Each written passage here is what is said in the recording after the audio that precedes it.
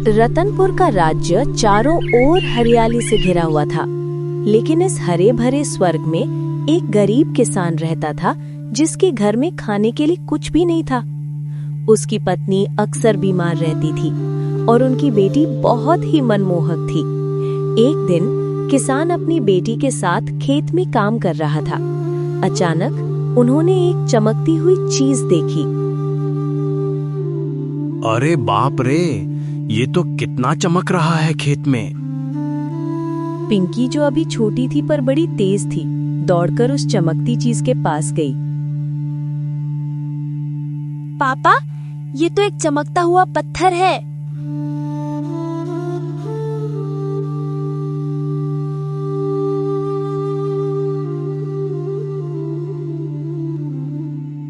ये एक बड़ा पीले रंग का पत्थर है जो सूरज की रोशनी सा चमक रही है।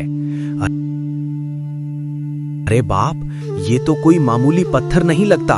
इतना सुंदर तो मैंने कभी नहीं देखा। वो पत्थर लेकर घर आया।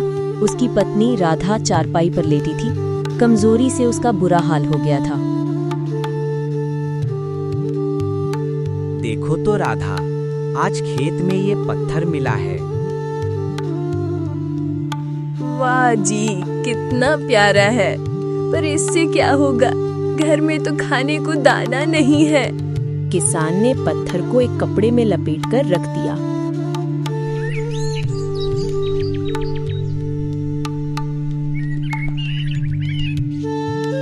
उस रात तीनों भूखे ही सो गए। पिंकी को नींद नहीं आ रही थी। वो बार बार उस चमकते पत्थर के बारे में सोच रही थी। उसे लगा जैसे पत्थर से एक हल्की सी रोशनी निकल रही हो।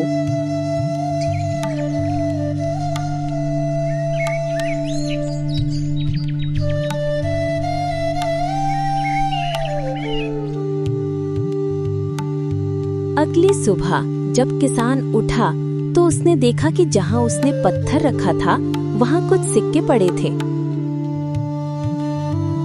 अरे, ये सिक्के कहाँ से आए? कहीं वो पत्थर से सोने के सिक्के तो नहीं आए? किसान ने पत्थर को फिर से देखा। वो पहले से ज्यादा चमक रहा था। उन्होंने सोचा कि शायद ये कोई चमत्कार है। उन सिक्कों से उन्होंने थोड़ा अनाज खरीदा, जिससे उनके घर में पहली बार कई दिनों बाद चूल्हा जला।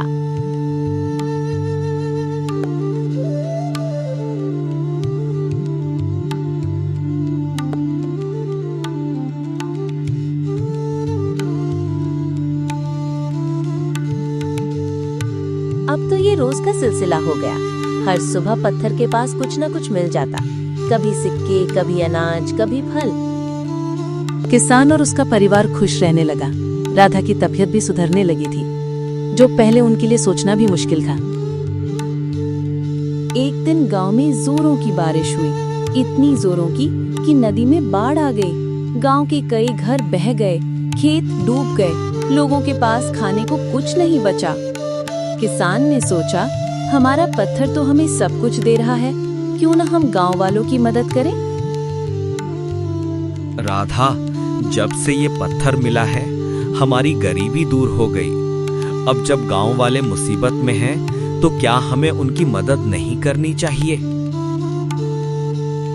हाँ जी, बिल्कुल करनी चाहिए। भगवान ने हमें ये खुश नसीबी दी है ताकि हम दूसरों के काम आ सकें। हाँ पापा, हमें सबको खाना देना चाहिए। मेरे दोस्त भी भूखे होंगे।